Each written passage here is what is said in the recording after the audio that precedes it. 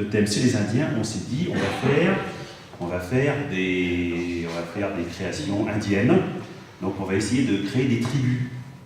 Alors comme on est un petit peu orphelin de la nature, hein, nous sommes plutôt des urbains, donc nous allons faire des tribus urbaines. Alors pour ce faire, on s'est dit on va faire d'abord de la cueillette. Alors faire de la cueillette à Grimentz un dimanche soir, c'est très propre dans la rue, il n'y a pas de poubelle, il n'y a rien, donc on est très embêtés. Donc nous avons fait une pré-cueillette en amont, en fouillant nous dans des dépôts en tout genre, et nous avons essayé de réaliser des grands personnages qui formeront des petites tribus, et ces tribus s'associeront les unes les autres. Donc il va falloir déterminer une mise en scène, c'est-à-dire comment on va les installer par rapport aux différents tipis ici. Vous voyez ce que je veux dire, hein? Là, ce qu'il faut, c'est passer en groupe. Oui, il faut passer en groupe. Et donc, puis que vous déterminez avec des feuilles de papier. Ça, c'est vous. Vous devez vous entendre pour la forme de la construction et la couleur. Après, à l'intérieur de votre équipe, vous choisirez vos têtes entre vous, ça. Si vous êtes 4 et que vous en faites 3, ah ben vous pouvez en faire 4 si vous avez une capacité de travail formidable. Mais sinon, c'est bien aussi de se mettre à plusieurs sur un. Vous voyez, hein, que ce ne soit pas forcément mon objet à moi. C'est quelque chose qui est fait un peu dans... Un peu, voilà. C'est plus un travail d'équipe. On peut aussi réaliser une seulement personnage. Ah non, ça c'est vraiment les feignants. C'est vraiment là. Non, il ne faut pas exagérer. Hein. Ils sont Moi, je sérieux. conseille 2 pour un personnage. Parce qu'il y en a un qui peut tenir et l'autre qui peut faire. Alessandra.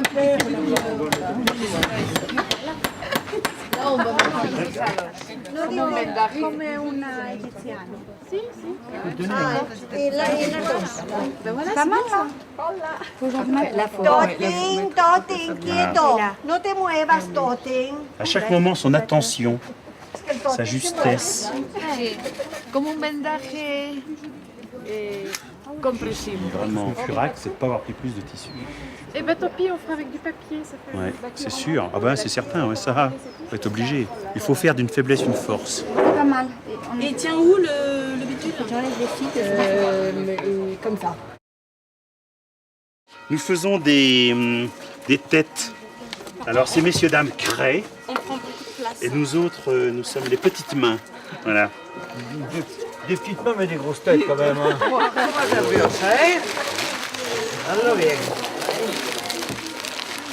Resserrer là. Là, c'est plutôt plus chouette, voilà, de resserrer comme ça tout autour. Ça nous donne quelque chose qui est quand même plus construit, parce que après ils vont faire des machins, ça va faire tout flou. Hein? Mais il faut quand même qu'on mette du papier. Oui, dessus oui, pour tout le à fait, mettre tout à fait. Mais je veux dedans. dire, c'est plutôt plus facile. D'abord, on fera Quand les bords. il est tenu comme ça, en haut pareil, on fait un objet qui se tient, et après on vient construire, parce que si on est déjà sur quelque chose qui est mou, qu'on fait encore du mou dessus, on peut être sûr qu'au bout, ça va être un espèce de machin infâme. C'est bon. Il faut les coller. Il faut que chaque étape, elle soit, construite et faite avec, je dirais, le maximum d'exigence. Mais pour soi, vous faites comme vous voulez, ça m'est égal. Mais il faut pas qu'on se laisse aller. Le temps est compté. Comme ça, le temps est compté. S'il commence par passer une demi-heure à ça, eh oui, je leur mâche un peu le travail. Mais bon, c'est un... Comme dit le baron de Munchausen, c'est une gageure de faire des objets comme ça en si peu de temps. Alors si on y arrive, c'est bien, mais... Voilà. Je pense que demain matin, c'est marrant parce que d'une part, les choses vont commencer à se construire. Tout à l'heure, il y avait toutes les têtes qui étaient posées. Ils commençaient à mettre des objets un peu hétéroclites dessus et à remettre de la couleur. Donc ça va se monter un petit peu en sauce. Enfin, Sans les doigts. Tu me dis dès que J'ai collé. dès que t'avales, tu le dis. Attention. Est-ce que tu souffres? Pas encore. Ça y est, je souffre. Bon. Alors, notre place. Bon, non, mais pas beaucoup, mais juste, ça fait rien si ça Allez, fait. vas-y. Voilà. Impeccable. ah, il faut tenir la haie. Parce que là, ça va taper. Ouais, ça fait rien, il faut le mettre dans l'autre sens. C'est mieux comme ça parce que là, franchement, ça, on va pas y arriver. Tu le tiens bien là. J'espère nous aussi.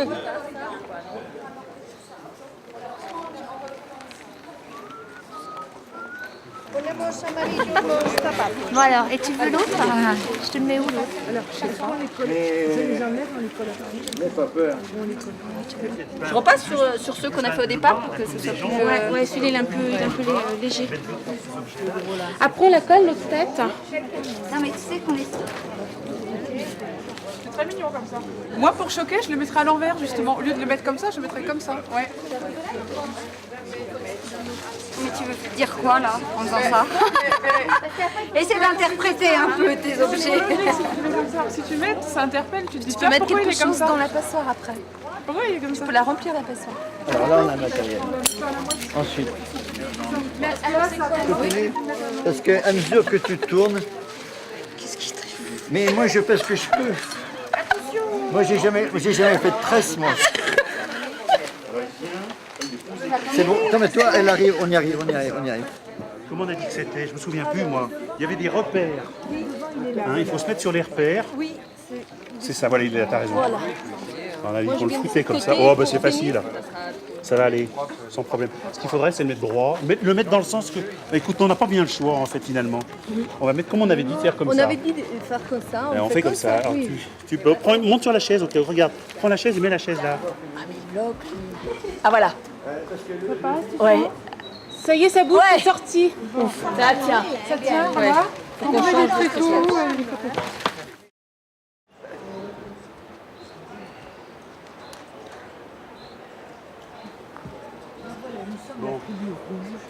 Ben moi, je vais les prendre en photo pour Et ça c'est la vie, avec un temps qui est rythmé par des épisodes, des événements de vie plus ou moins difficiles, des différentes choses qu'on peut concevoir. Et puis la partie haute, c'est là encore c'est le temps avec les yeux qui représentent un temps avec peut-être là plus un temps patient et un temps soignant qui n'a pas forcément la même dimension, qui n'a pas forcément le même regard. On a une orbite qui est un peu plus sortie différemment. On ne voit pas les choses de la même façon. C'est une larme par ici. Pardon? C'est une larme. C'est un filtre à larmes. Ah, c'est un filtre. C'est pour que le soignant puisse récupérer des larmes et comprendre quelque chose. Et on a la perplexité avec le sourcil du soignant. On a une bouche qui veut être un message ouvert. À décrypter. Et puis les deux derniers messages qu'on a voulu mettre, c'est Jean-Philippe Assal qui nous fait voir le temps à l'envers, qui nous prend contre temps. Et puis c'est Grimmens en haut qui nous décoiffe.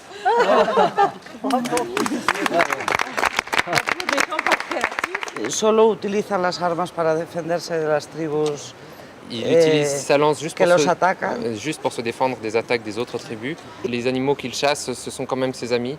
Il les chasse avec du respect, mais parce qu'il faut qu'ils mangent, quoi. Et là, vous avez éliminé l'aspirateur là aussi.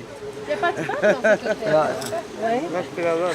Il aspire par la bouche. C'est la bouche qui aspire toute la nature. Ah oui. Il est magnifique. J'avais des caisses d'objets et elles sont tout de suite tombées en arrêt sur cette espèce d'énorme crinière. Je pense que ça induit le reste. Donc voilà, c'est parti sur une idée de cheval. On a vu le cheval pour le temps, pour le galop, pour l'esprit. Les chaussures, c'est le pas, c'est savoir si vous voulez aller au galop, si vous voulez aller à grande vitesse ou justement au trot. Les fourchettes, le collier, tout ça, c'est le sens directionnel. C'est à vous de prendre la direction que vous le souhaitez.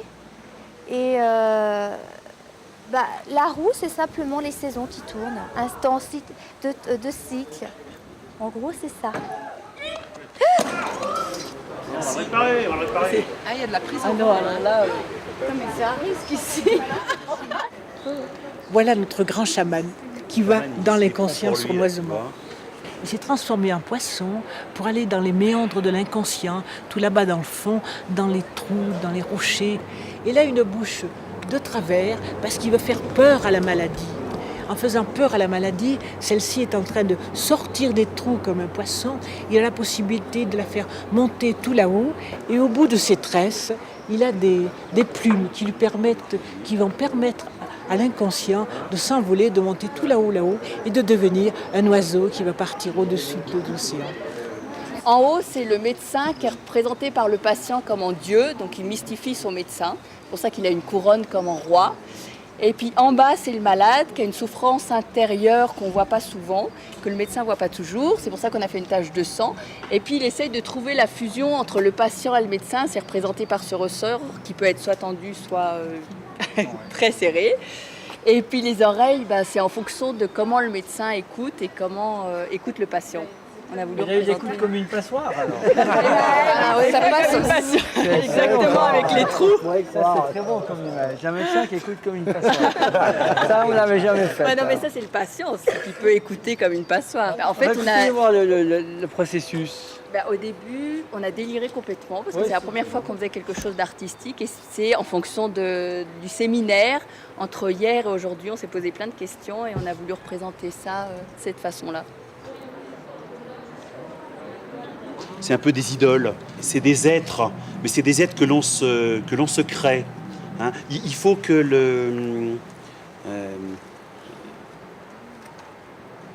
l'on aille vers, je ne vais pas dire une certaine mystique, mais que l'on donne à ce que l'on fait une identité forte. Il faut que quand on arrive sur l'objet, on soit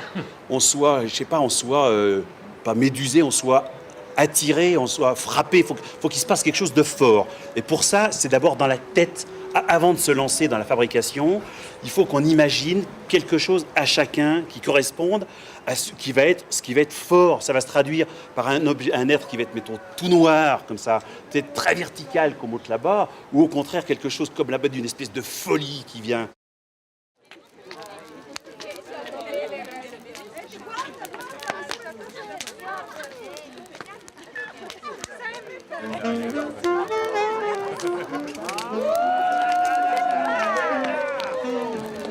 Ce totem là qui est là-bas, on va bientôt brûler. Eh bien, il représentait une tête très mâle, très dirigeante, avec des yeux perspicaces. C'était la tête du médecin, avec des oreilles bouchées. Et puis une immense bouche, qui est une bouche qui parle sans arrêt. C'était quand même des médecins qui, à travers une expression artistique aidée par un artiste, ont exprimé ça sans du tout savoir gérer le papier, les montages, les couleurs. Et puis, il y a eu une pertinence artistique et médicale dans ces totems. Alors maintenant, on est en train de brûler sur un autel commun ce qui a été fait cet après-midi. Et je suis assez touché de voir combien ces médecins et ces infirmières qui y ont travaillé pendant quelques jours acceptent la fin de ces totems. Naturellement, s'ils avaient été faits de cette grandeur, ils auraient pu les prendre chez eux à la maison. Ils avaient en moyenne 3-4 mètres de haut. Déjà trop long et un peu large. Non, là,